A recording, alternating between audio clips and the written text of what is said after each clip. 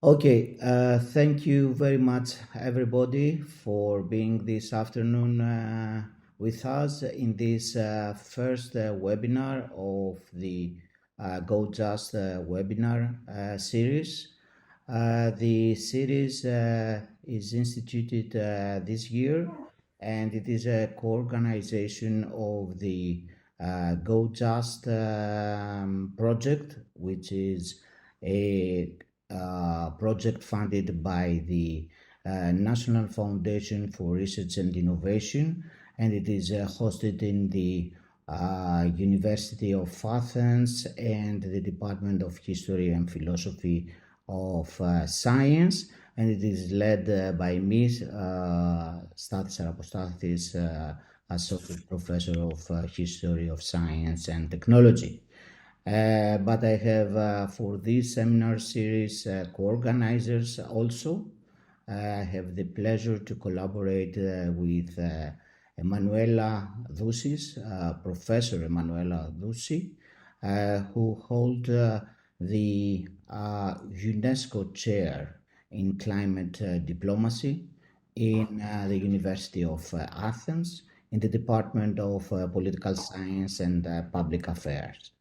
And also Dr. Sophia Efstathiou, a great colleague, friend, but also in the advisory board of Go Just, who is leading a project called MEATigation in the Norwegian Science and Technology University in Trondheim. This series will run for 12 months at least, and they are entitled Governing Just Sociotechnical Transitions, the Quest for Fairness, Responsibility, and Sustainability. Today, I have the honor and privilege to introduce and host in this first seminar Silvio Funtowicz. Silvio is a leading figure in the history, philosophy, and sociology of science and innovation. He is a prolific scholar in the science and technology studies.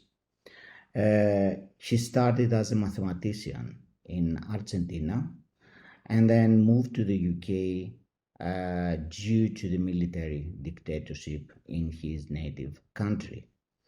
In the UK, he has collaborated for many years and still collaborates with Jerry Ravitz, a major figure in science studies, and together they have been working along the issues of governance of risk and uncertainty, governance of research quality, and issues about the social factors that intervene and impact in both the making of science, but also in the governance of science. Most importantly, Silvio Funtowicz, along with Jerry Ravitz, they have been conceptualized, promoted, and developed the concept of post-normal science.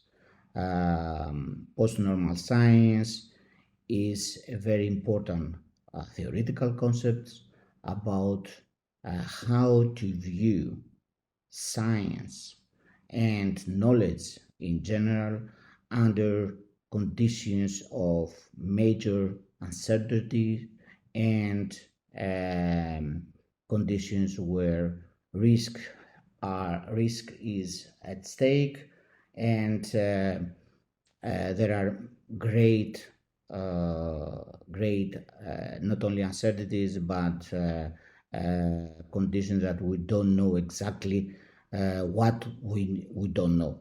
So they have promoted this post-normal science approach since the early 1990s, and around this concept, really a new, small but very vibrant community has been created, of vibrant community of critical thinkers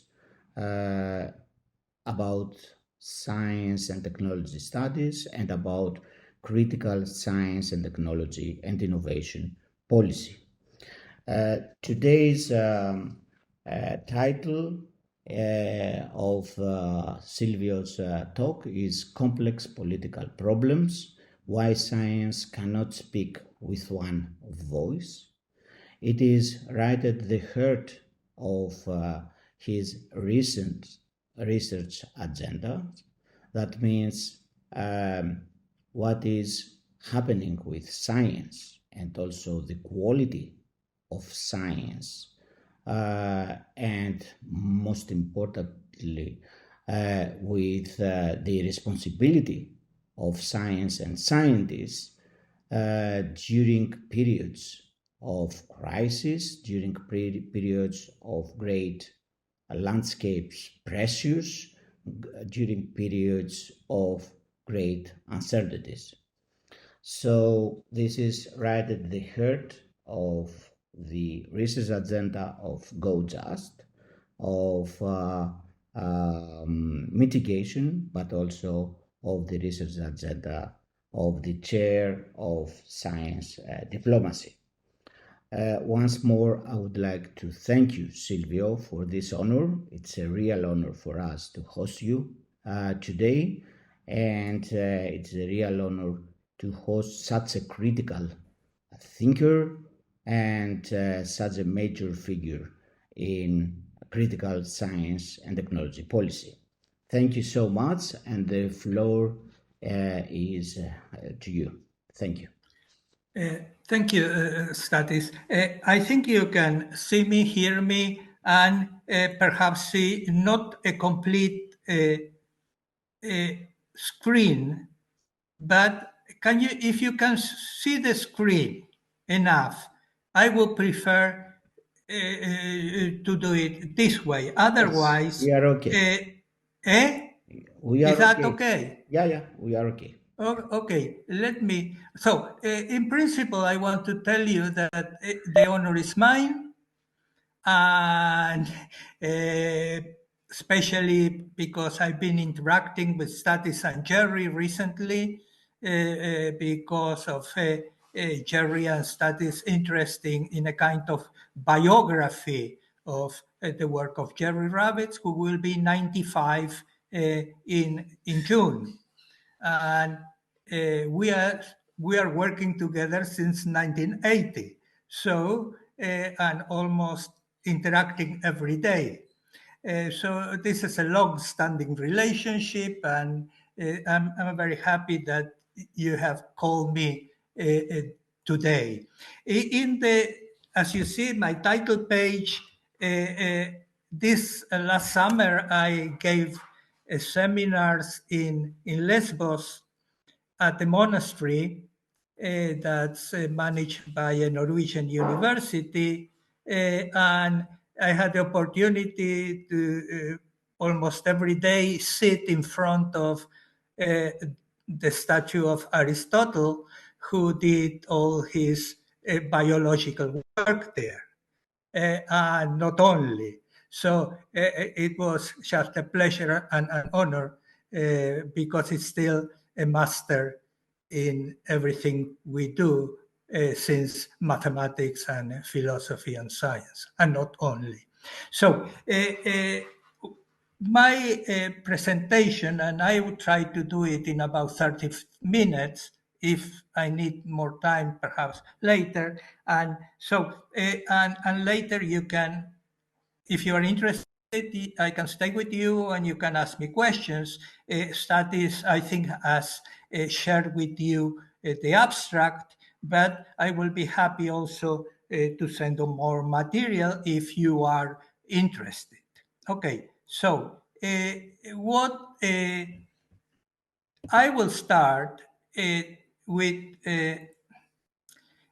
with COVID, because COVID, I think, is something we all experience, and it's a interesting case to discuss the subject about if science can speak or should speak with one voice. And in this, although it's in Italian because I reproduce the original, it's in the newspapers, and an expert, an immunologist that was member of the scientific expert committee advising the Italian government about what to do in the pandemic, says that Italian science should apologize to the Italian people because it was unable to speak with one voice. Okay? This is an interesting statement. The idea that not only science can speak with one voice, but it should speak with one voice. And the importance of why we'll come to talk about it later. Here, in contrast, if you can read it, you see, I'm taking another expert who was also a member of scientific committee of experts advising this time the British government on what to do in the case of COVID. And that's David Spiegelhalter, also an important figure in his field. And he says almost the opposite as the previous expert.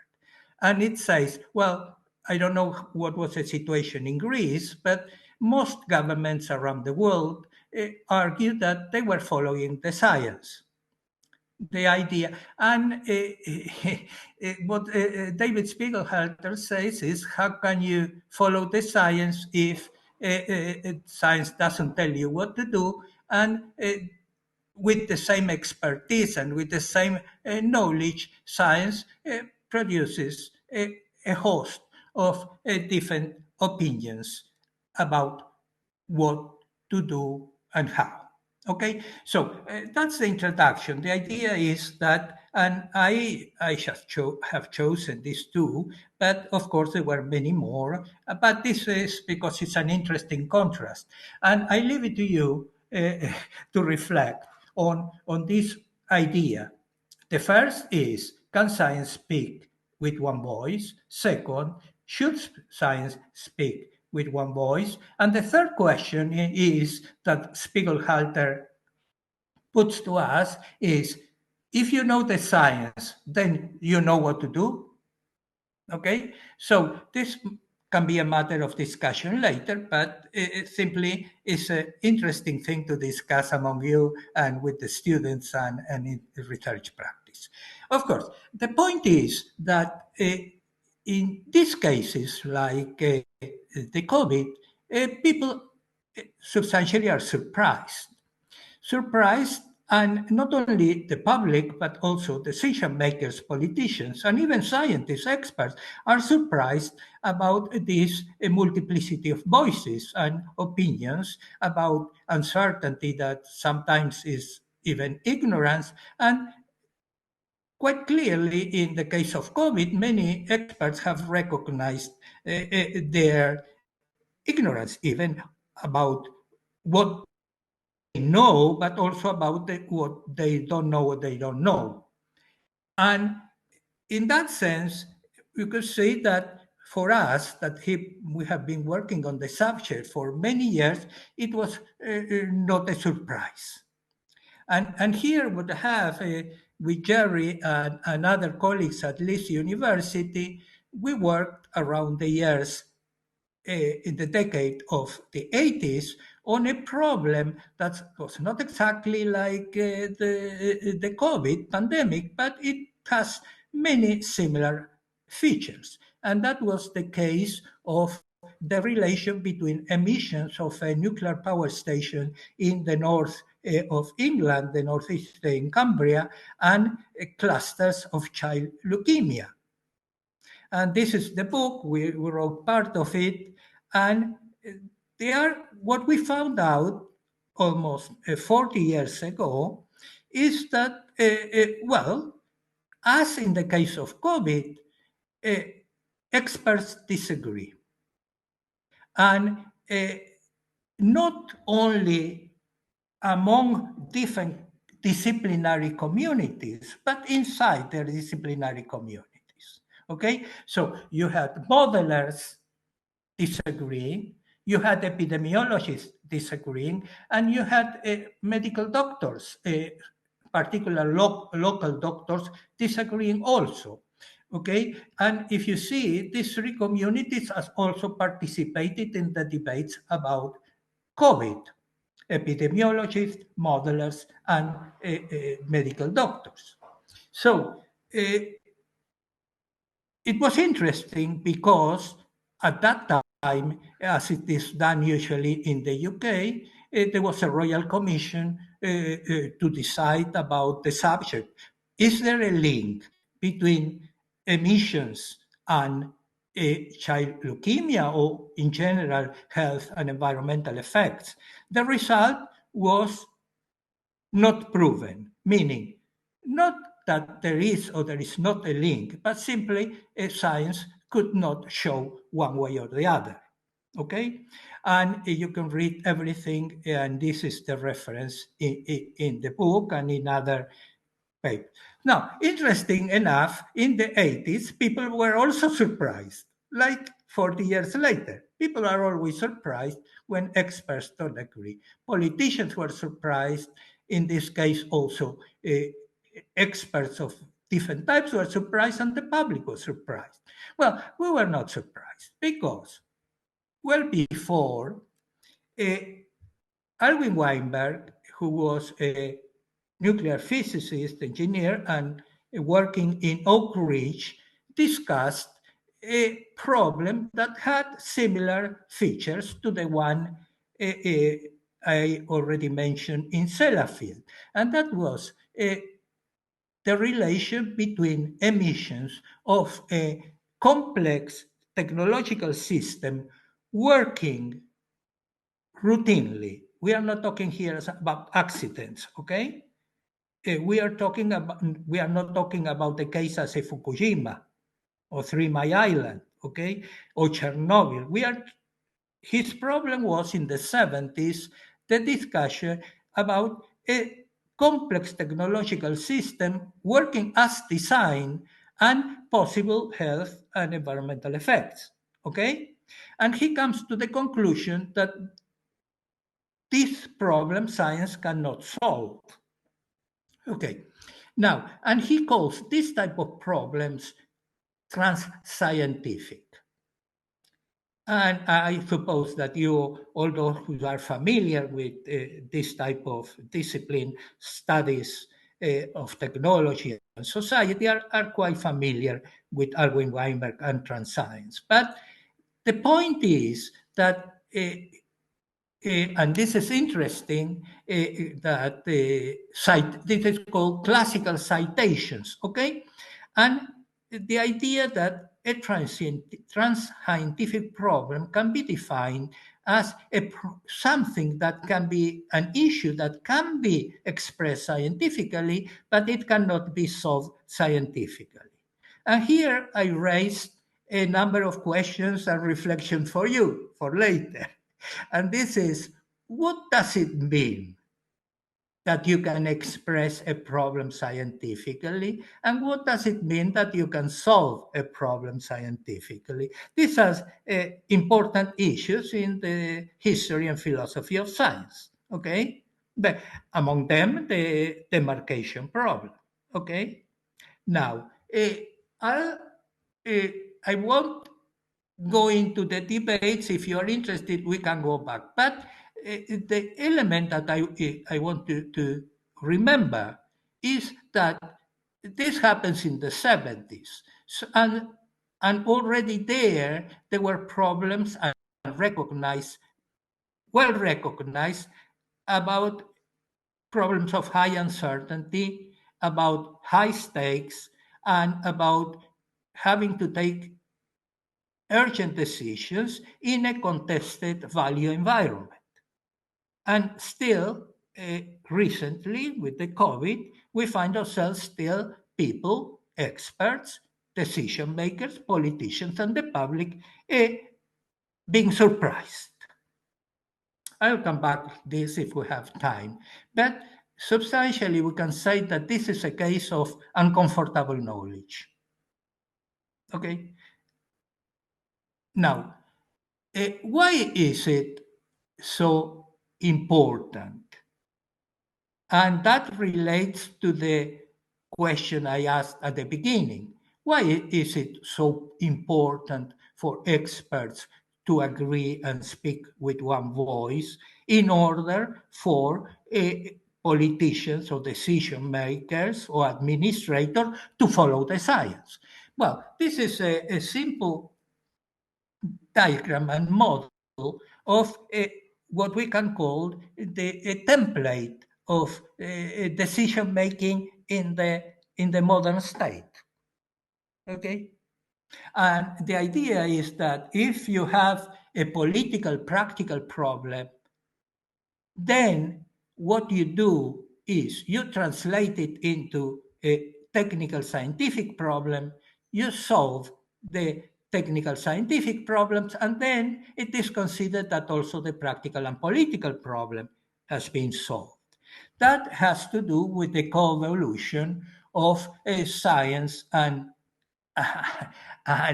political institutions after the treaties of Westphalia around mid 1916, in 1650s, so on, that established the modern state and the modern of legitimation of the modern state. It's no longer the monarch, it's no longer the church, but it is a science and the facts. Okay? Now, the assumption behind this is that the practical political problem is a simple one, and that the technical and scientific problem is also simple. I will go back to this.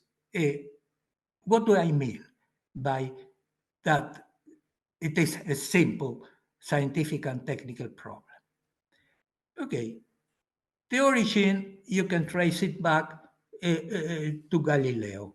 And here is the English translation of Galileo in the Assayer, okay, and in 16, where he argues that there are primary and secondary qualities.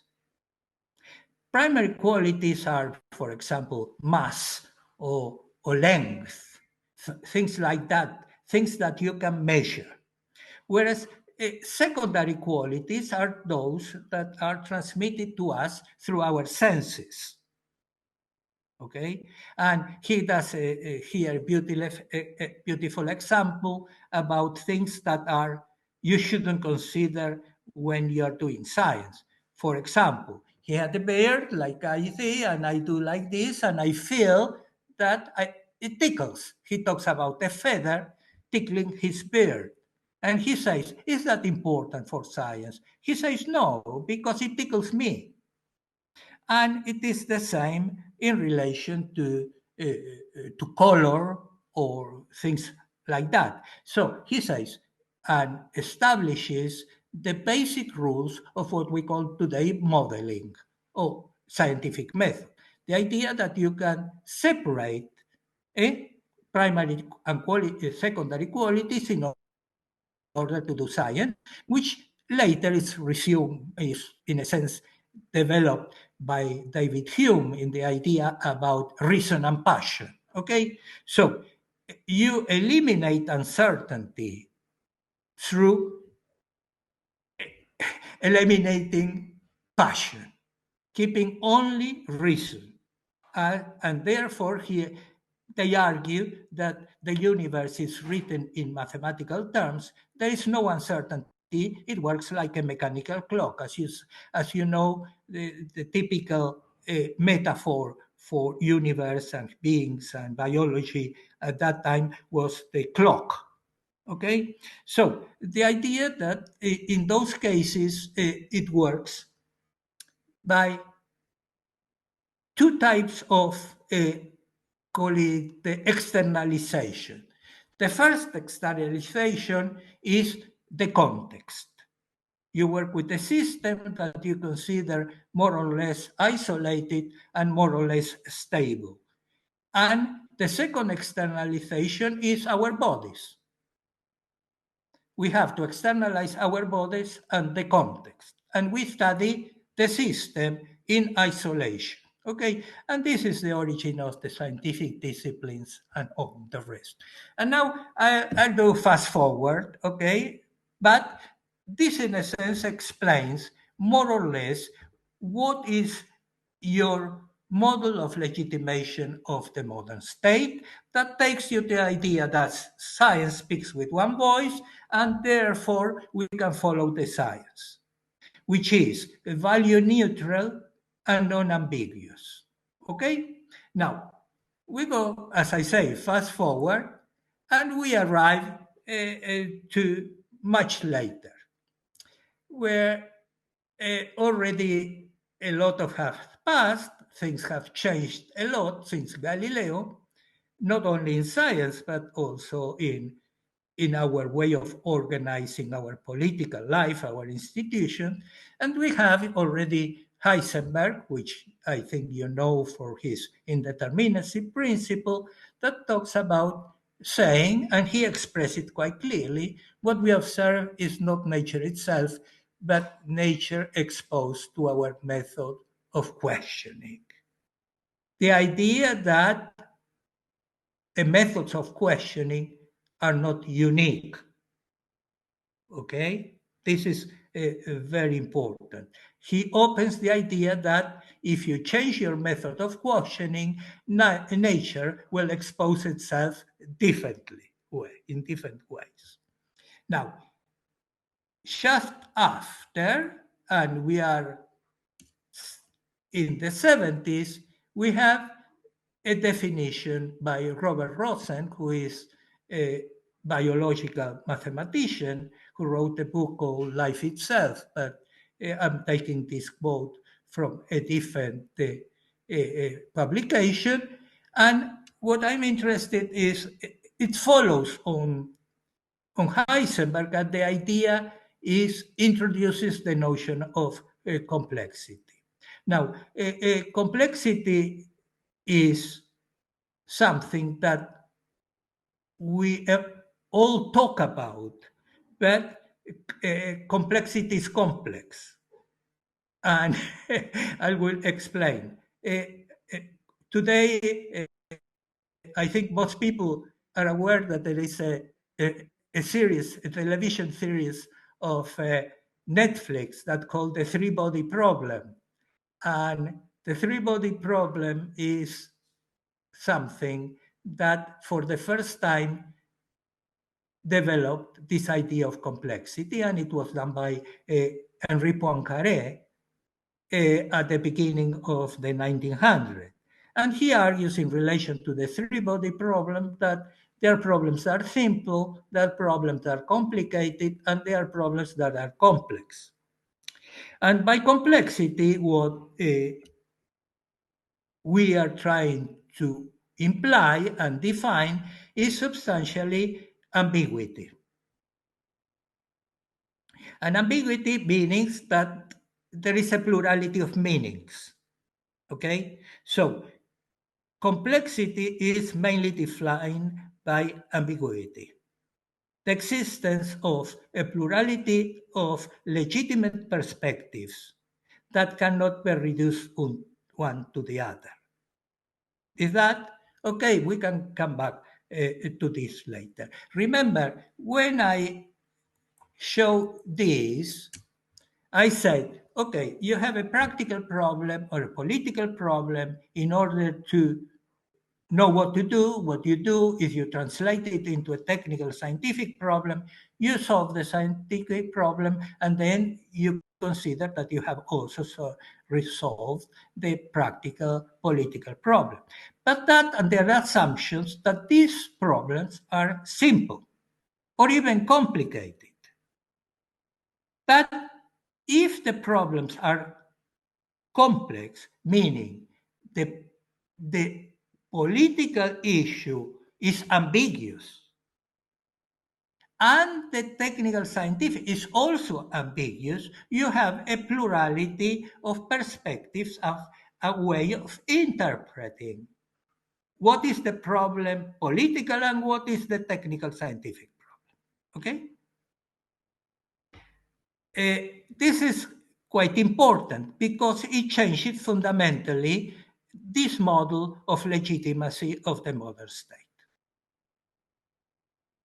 And what we see in each of the cases I mentioned, remember the COVID, the problem of emissions, of complex technological systems, etc., is that those problems are ambiguous.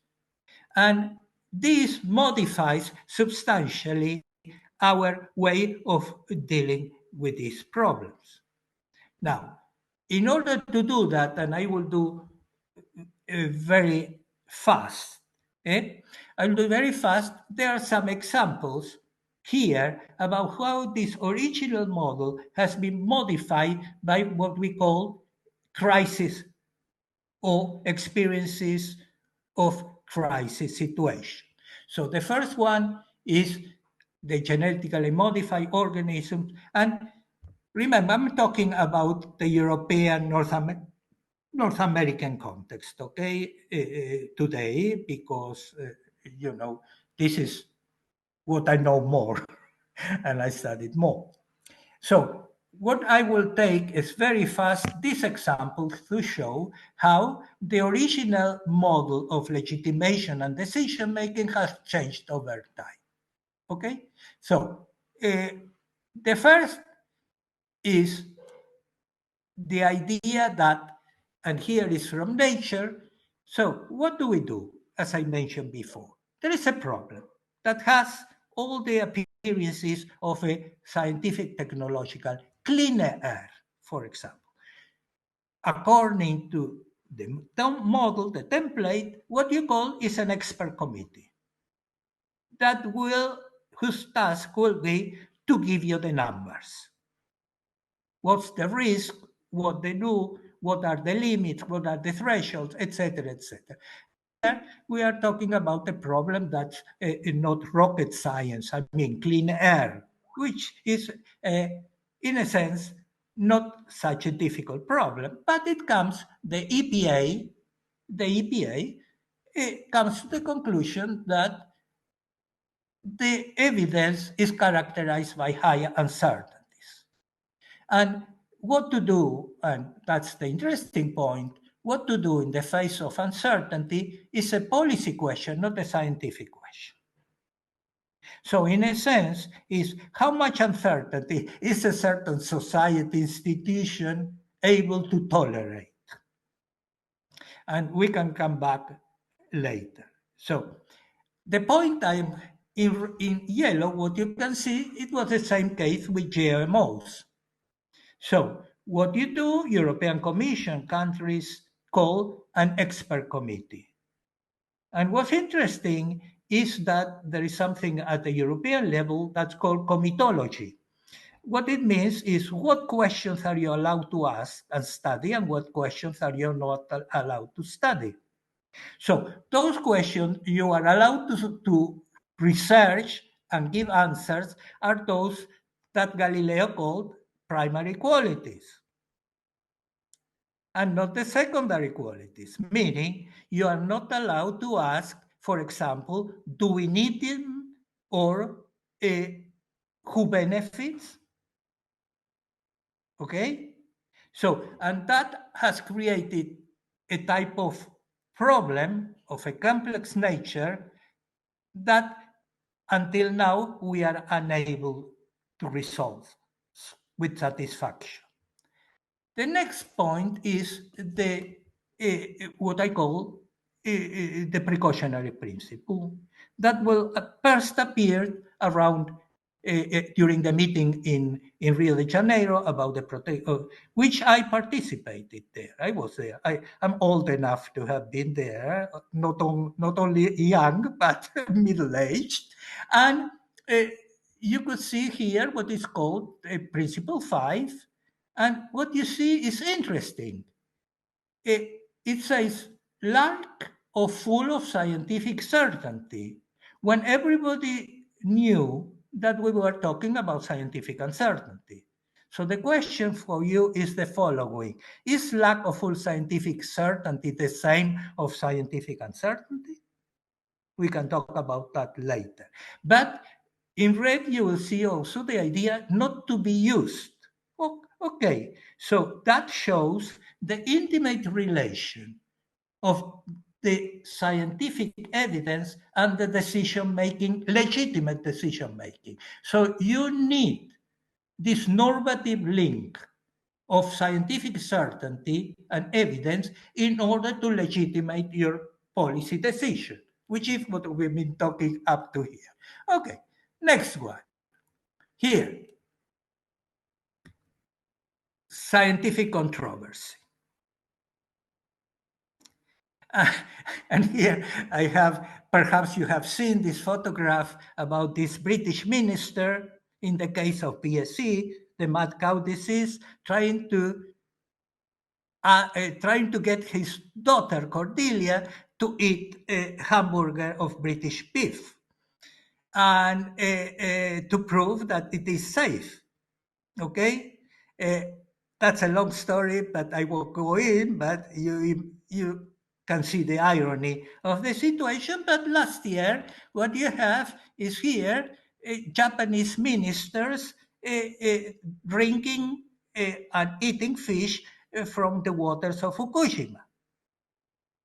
Okay, so you are in a situation that didn't solve the problem, and you have situations of real scientific controversy. If you're interested and we have the time, we can go back and talk what does it mean, a scientific controversy. Okay, now the next example is the problem that we had about acidification. As you know, emissions because the forest, because of acid rain, to have problems. Ecosystems. It's a subject that fortunately has been more or less solved in Europe. And that had to do with what it was called the rains model. Now, when you think about the model, as in the case of COVID or radiobiological models and all the rest, or climate, you think about models that will develop a numerical solution that will take you a state of affair and give you some indication about what you have to do. In the case of rain model, the rains model that was adopted, it was clear that there were a lot of controversies about the scientificity of that model. So what happened is that the model was used as an anchor or an element where member states could negotiate. So from being a tool that provides you the exact numbers with the right solution in order to do something, it became an element of negotiation. So all the countries in Europe, divided in grids and all the rest, decided to use that model to more or less negotiate about quotas. Okay? And it was quite successful. But what I'm trying to show is how the original simple model of practical problem, scientific solution has been modified over time in relation to ambiguity and the complexification of the problem. The next one is the emergence of what we call popular epidemiology. And here the case of risks is paradigmatic, though where today it is called, sometimes call it undone science, meaning it's science that's not done by official experts, administrations, and institutions, that communities have to put themselves together in order to develop the expertise. The Love Canal case, I won't go, but this is a movement that has grown, and as you know, today practically in all type of European projects. You need community participation, citizen science, and all the rest. So you see how far we are from the original model of experts and decision making. Okay, we notice, as I say, now 50 years, 40 years, that those problems had certain features that we called post-normal characteristics. And this is, in a sense, studies mention it. So we say facts are uncertain, values are disputed, in a sense of plurality, stakes are high, and decisions urgent. And in that case, what we argue with this diagram, more or less, and you can read, is that when you are in a post-normal system, you have to extend the community of evaluating and peers. So we call that extended peer communities, where all those who have a stake in the problem, in the political problem, can and should be part of the construction of the solutions and the methods. Now, we are far away from the Galilean Cartesian model, where we can still insist that the systems and the study is isolated from its context, and that we are only observers of the process, external observers. So we are in a situation in complexity where the old distinction between primary and secondary qualities is obsolete. Okay? And think about all the major problems, from gender to pandemics, to environment, to food and diet and medicine. It's our bodies. It's our bodies that are involved in that. And not only our bodies, but also our capacity of reflection and participation.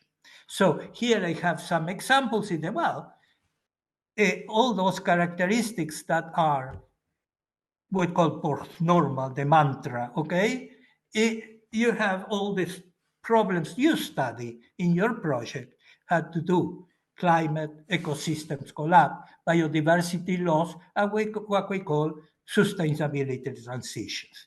From a scientific, technical problem, they share all those characteristics. But not only that, there is a context. And what is the context? Well, the first is what we recognize. It's not only the science, modern science, that it is trembling, but also our political institutions are trembling, okay, are in trouble.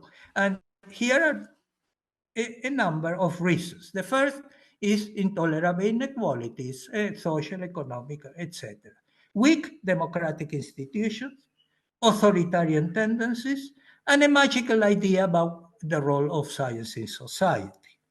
We can come back to that if you want. And now my last slide. I think that COVID, in a sense, have shown that science doesn't speak with one voice. And in the sense, you had originally from Otto Neurath, from the Vienna Circle, this idea of orchestration of scientific disciplines that was already the interdisciplinarity or or pluridisciplinarity comes back even in the 30s, 40s, but Otto Neurath and others. But that's not enough today, and argue that what we have is choreography of knowledges.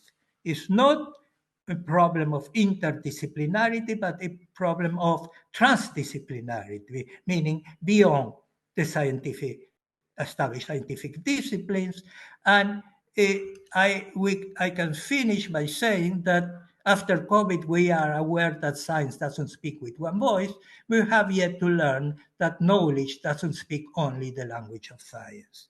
Okay, thank you very much, and I will stop sharing. And where is it? How do you stop sharing? Thank you, Silvio. I think that you have stopped sharing. Can you speak louder? Is that okay? Can you see still?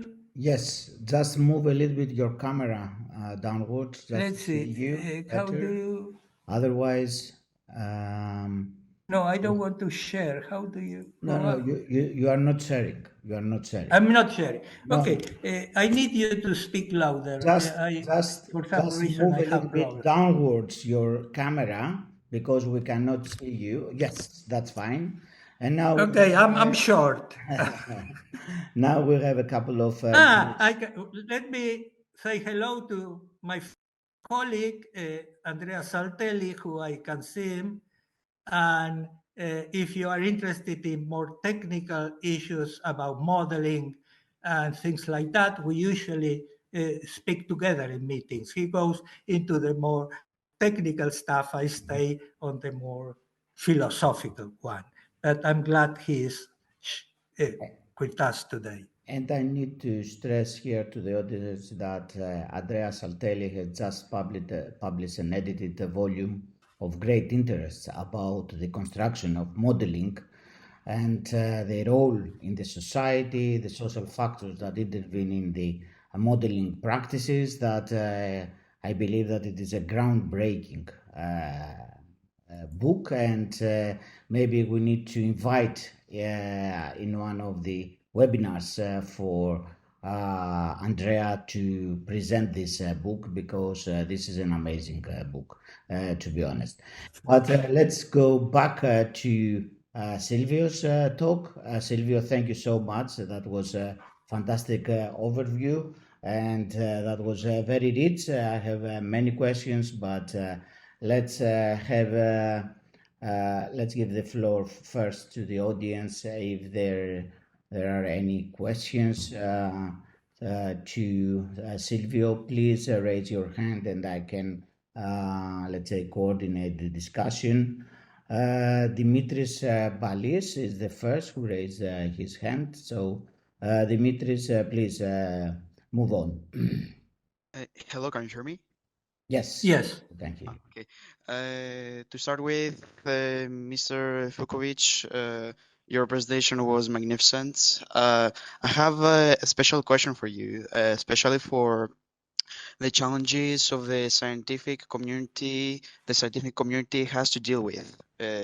You have already been referred to many types of challenges about this type of community, and I would really like to ask you if the societal challenges scientific community has to deal with are pretty intensive or not.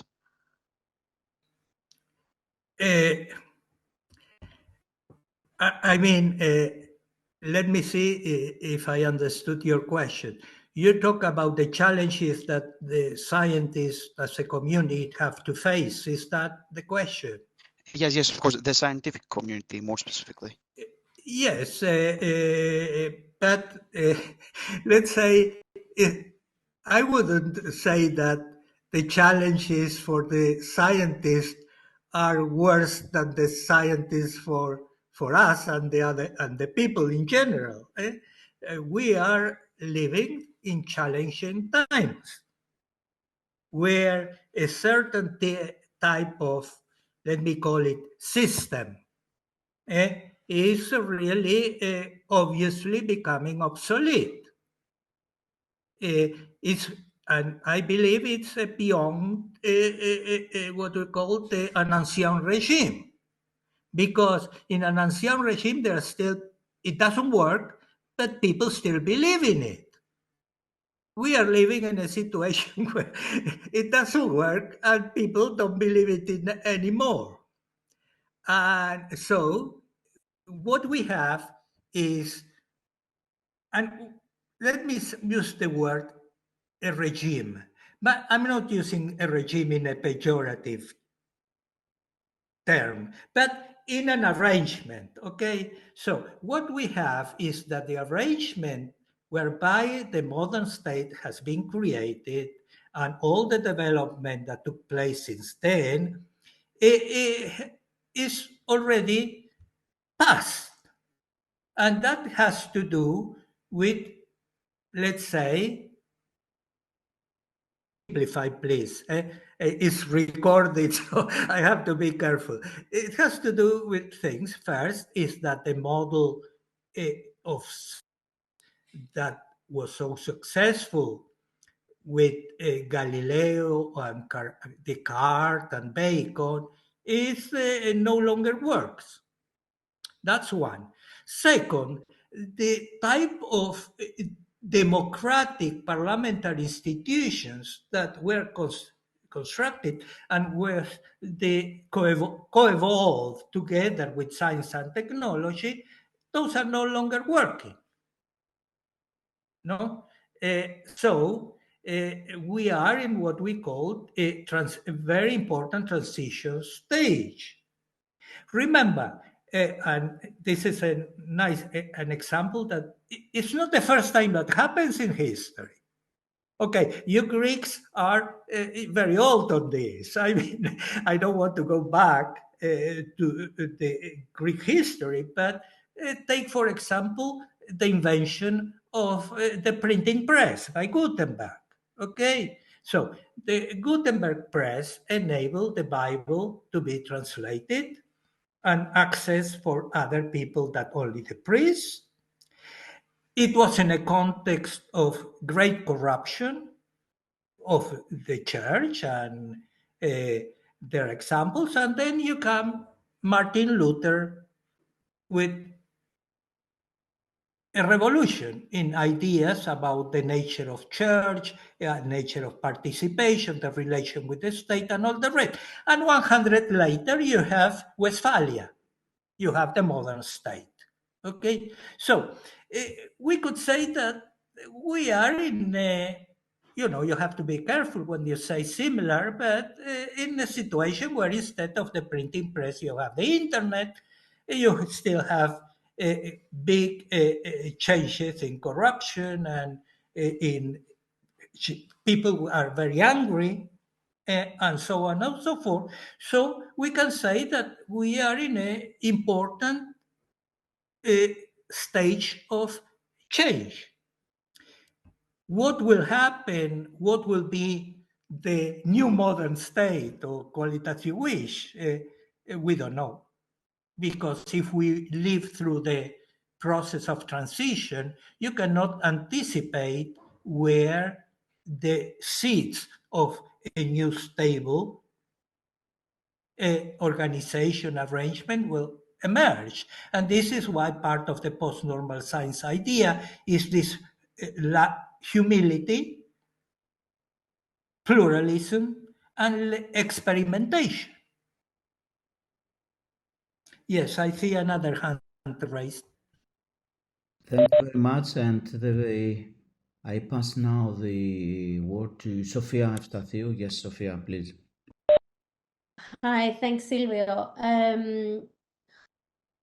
I was wondering, so just to clarify, you are talking about specific types of situations where post-normal science becomes relevant, right? So, and you use the COVID-19 example, or like, I mean, to call that, I mean, it's a huge set of incidents, of course. So I was wondering, I'm with you in everything, in terms of like your analysis. I'm not sure whether, well, that's a separate point. I think the complexity is also amplified by the fact that we have also different disciplinary experts, not only experts within a certain discipline who might be disagreeing, but also different perspectives from different coming from different experts who found these problems, these so-called common problems, in their specific domains of expertise, and then approach them as if this was an epidemiological, as if this was a sort of, I don't know, medical problem, as if it was a social problem, etc. But I wanted you to say a little bit more about what you envision as this kind of, kind of how you finished, how this other kind of knowledge could be incorporated into a post-normal science, but not just science model of like deliberation. Because of course, yeah, so I wanted to hear more from you about, okay, how can we, could you give a case maybe where you have seen a model that has worked, or could you have some advice for moving towards that new way, or a more enlightened, shall we say, way, inclusive, etc., to produce better, useful knowledge? Yes, this is, I think, the important question. And I think it is important because from a point of view, theoretically or conceptually, I think the debate in a sense is finished. And I'm not saying it myself. I mean, you can see it's simple. And if you see how institutions like, for example, the European Commission has dealt with it, well, more Andrea and myself, we worked at the European Commission for many, many years. And although change is difficult, but our ideas have been more than tolerated, have been, in some, as I showed with my example of modifications, and but change is difficult. And because change is difficult, because it means a change in the balance of power. You see? So to say, for example, that fishermen and people, peasants, have knowledge implies an important change.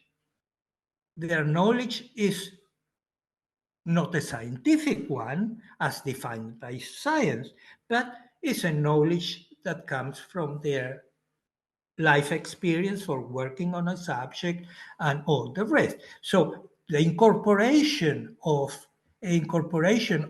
their knowledge implied an important change in the way we conceive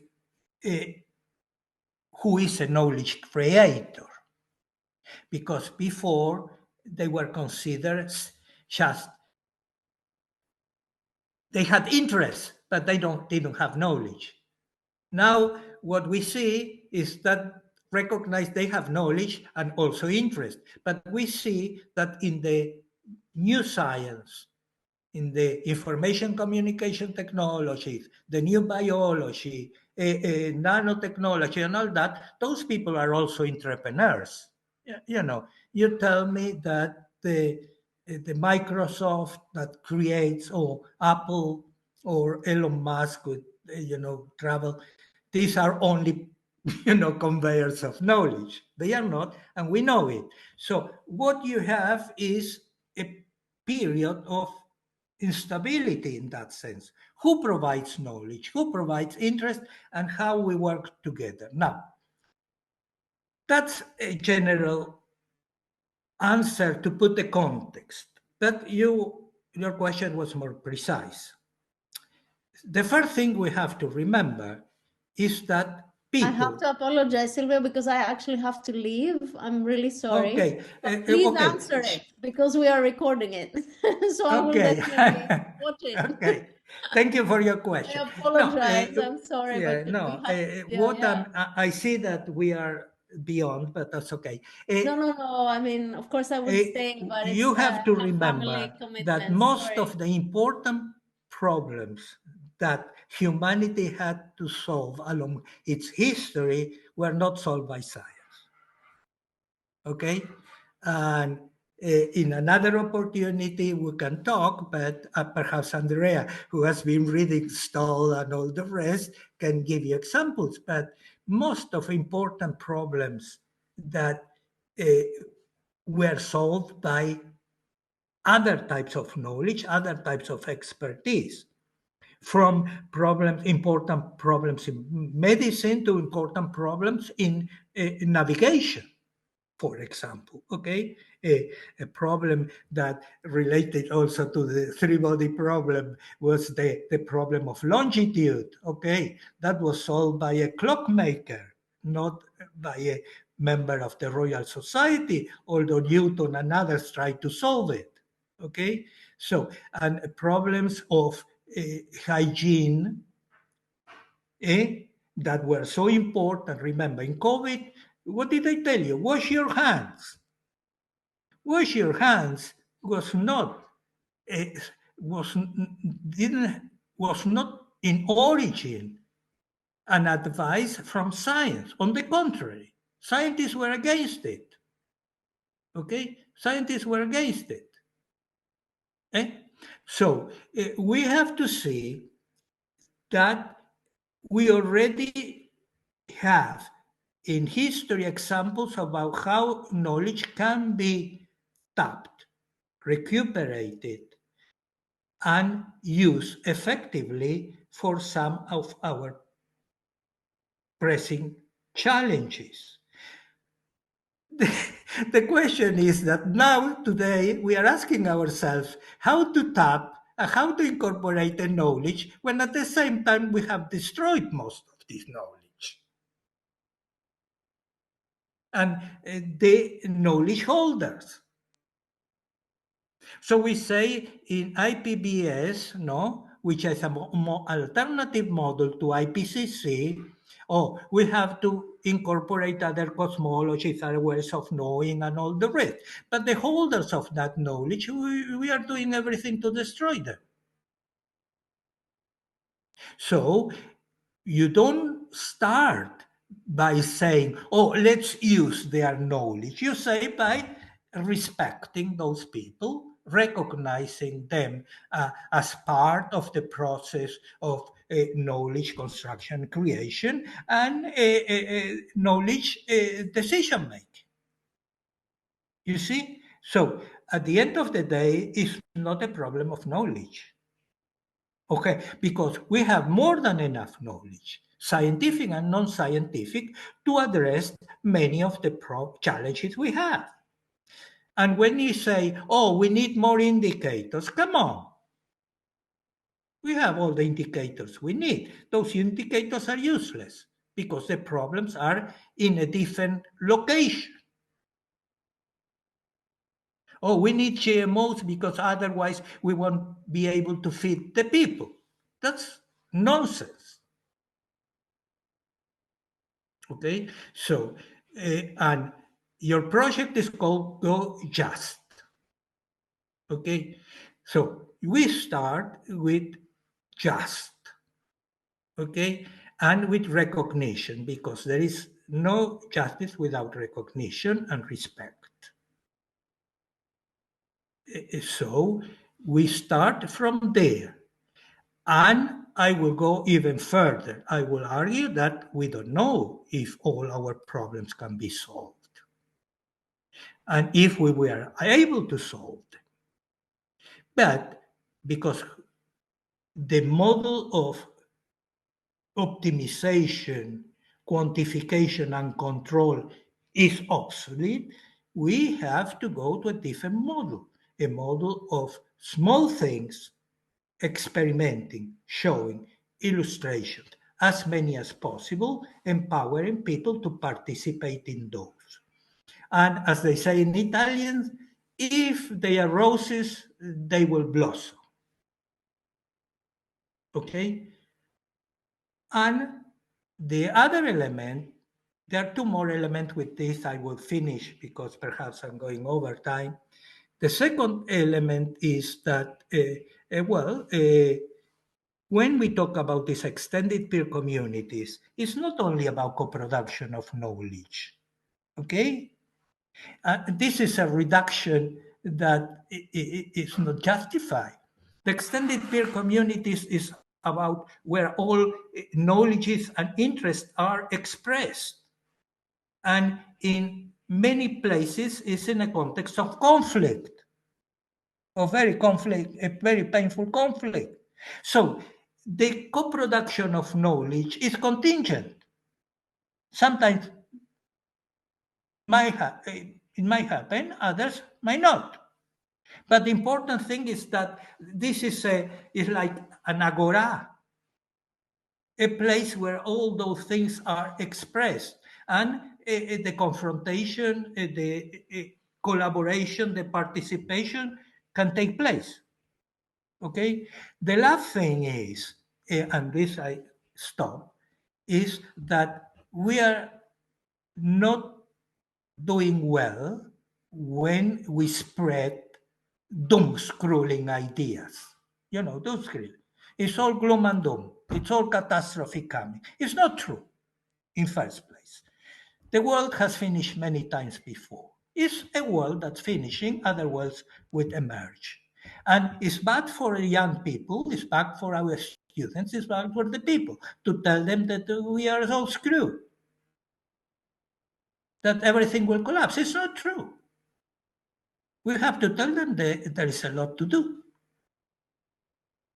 Practically all the knowledge, all the participation, all the efforts that we need is all to be created in this new epoch.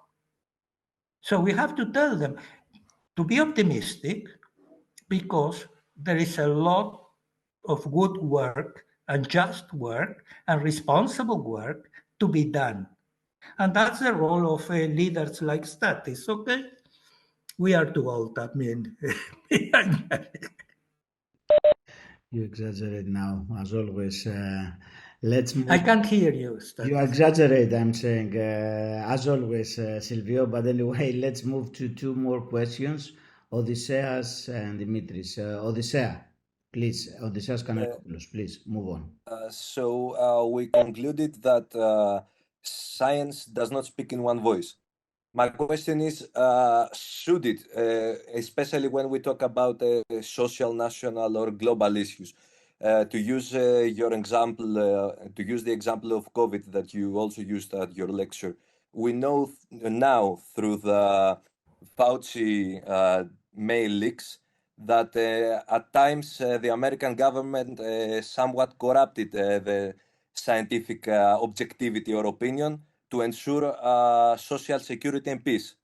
So should science sacrifice practical and scientific and the scientific solution in the altar of social prosperity?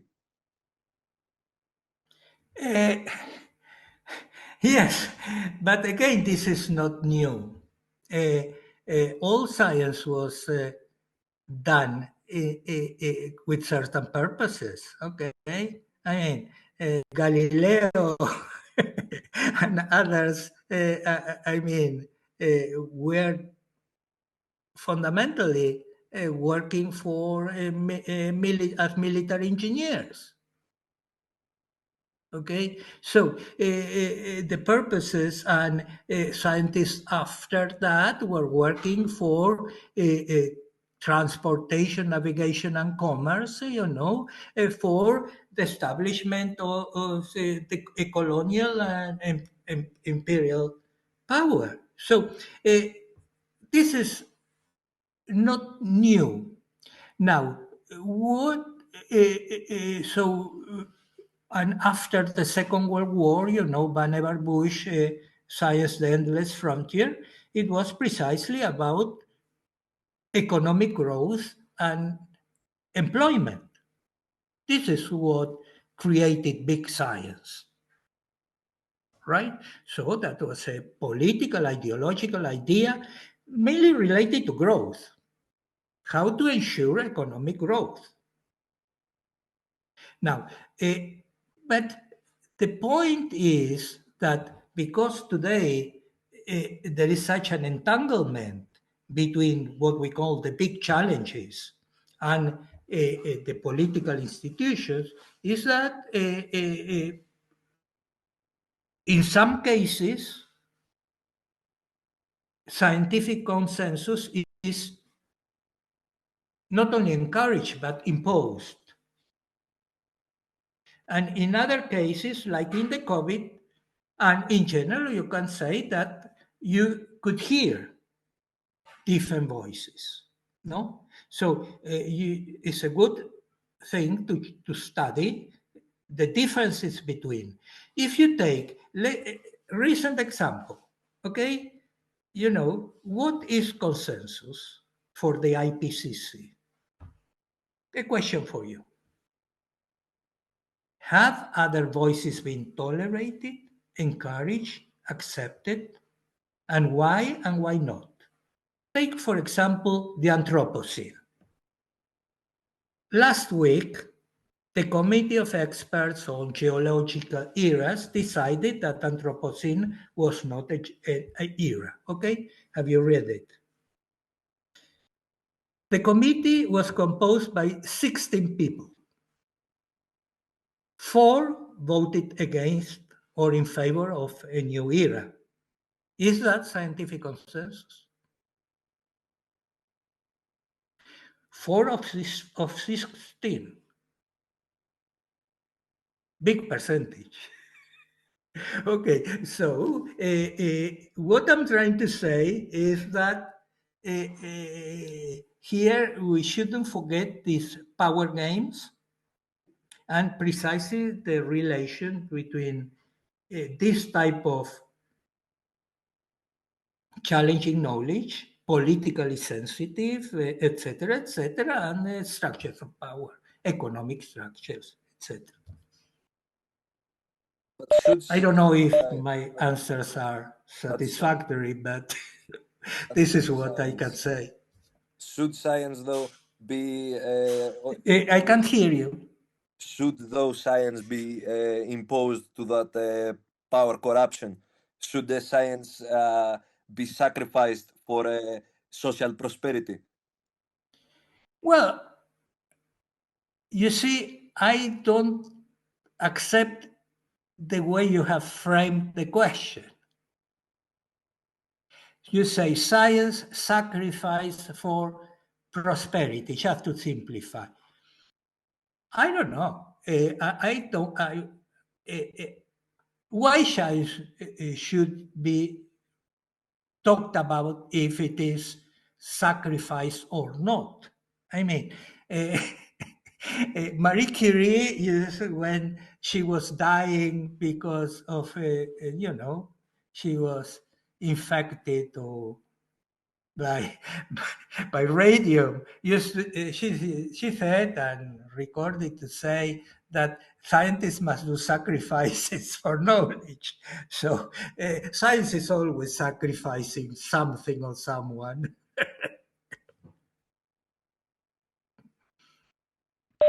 Okay, thank you so much, Silvio. And Dimitris Balis, once more, Dimitris, do you have a question? Yes, sir, of course I have. Of course I do. Sir, you post some bullets in a specific slide, like intolerable inequalities, authoritative densities, etc., etc., etc. And I would really like to ask you about intolerable inequalities, like social intolerable inequalities, financial, and stuff like this. Which solutions can the whole scientific community provide in each kind of those intolerable inequalities? Well, that goes to the to one of the main elements of reflection. I mean, I don't believe that science can solve political, ideological, social questions, and and that's precisely part of the struggle we have today when there are these, snake doctors saying that with artificial intelligence, with smart, gadgets, are we traveling to the space, we are going to solve all human problems. This is total nonsense. What we can do is eliminate humans and let the machine fight themselves. I mean, Stanislav Lem has written a lot about that already.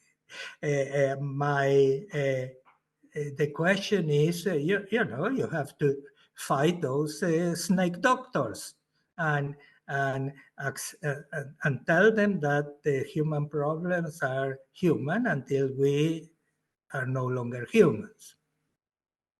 So the main task we have, especially at a certain point, is to recover our humanity. Okay, Silvio, thank you. I don't see any other hands, but I have one question that I would like to address it to you. I like very much the idea of choreographies of knowledge instead of orchestration of disciplines. And also I like the idea of peer communities, extended peer communities, that they can be in contestation and the agora of peer communities in arrest. I like this very much, and this really resonates a lot with the idea of Andy Sterling about the plurality of directionalities of sustainable pathways that Andy is pushing lately. The issue at stake, though, it's the issue of urgency. What is happening under urgency? When problems are really pressing for quick decision making. Is this a different kind or genre of problem, or it is just ordinary post-normal science problem or science setting? And what kind of difference urgency make to your Okay, I will start by acknowledge that this choreography is not my word. I took it from a researcher from Edinburgh University, and if you're interested, I can send the paper.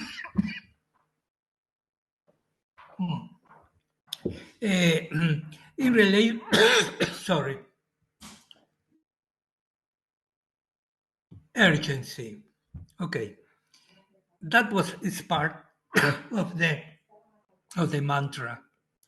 Decisions urgent, but you see, there is a simple way of looking at the mantra, and there is another way which we carry with it, which is an ironic view. So you see, facts are uncertain. Well, how can a fact be uncertain? You asked ironically. A fact is a fact. And there you open a point of reflection and discussion and deconstruction of the notion of fact and evidence. Okay? Then we say about the plurality of values. Okay, you know where. Okay, so you question this old dichotomy between facts and values. About the stakes high and decisions urgent, well, you can ask yourself, stakes high for whom? And decisions urgent for whom? This is important. And I think your question is related precisely to that. It seems that for some people, these problems are urgent, for others are not. There are so many experts and institutions for whom there is no urgency. On the contrary, what we are seeing today is the total triumph of progress.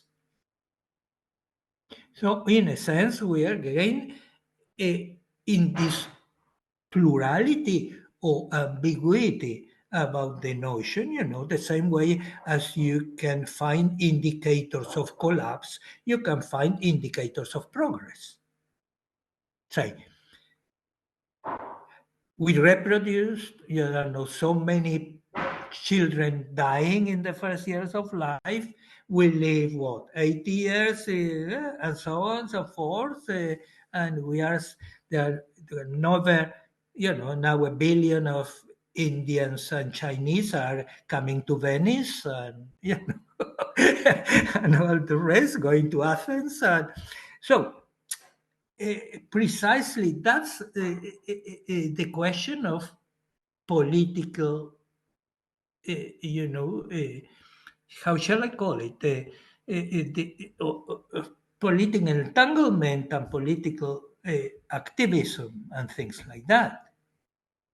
Remember, and